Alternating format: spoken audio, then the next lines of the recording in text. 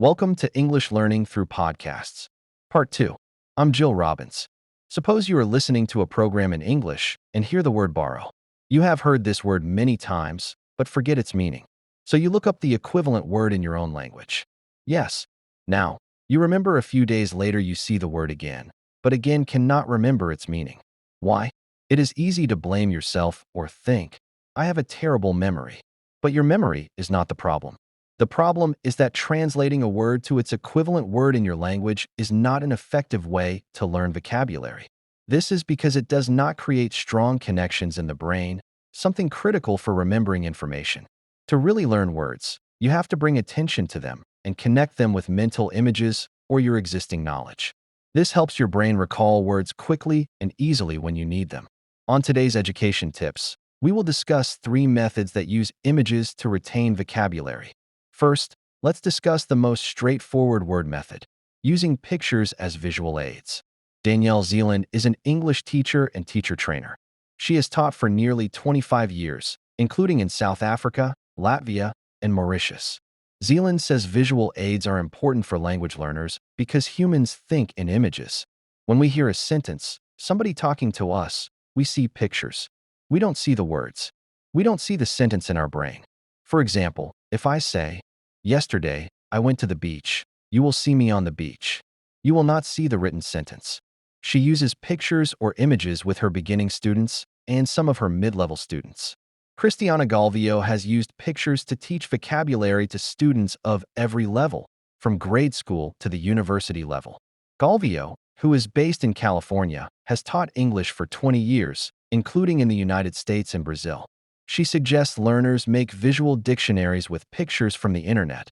For example, this would involve writing an English word next to its image. Before you make the dictionary, think about your goals. She says if the goal is to reinforce what you already learned, put the words in alphabetical order and organize them into related groups. But if the goal is to write a sentence using each new word, then you probably do not need to put the words into groups. Next, let's talk about mnemonics. These are mental tools you can use to recall information better. Most mnemonic tools involve creating mental imagery to trigger your memory. Some of you have already done this without realizing there was a name for it. One great mnemonic tool is keywords.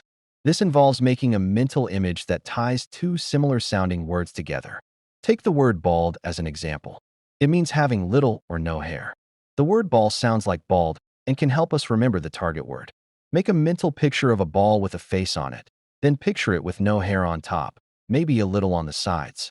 Keep this image in your mind for about 15 seconds. The next time you try to recall bald, it will be easier because of the keyword and connected imagery. Alex Mullen is a biomedical engineer and one of the world's top memory competitors. In 2016, he was the USA Memory Champion. Mullen calls the mnemonic keyword tool the art of memory because your mind makes picture stories.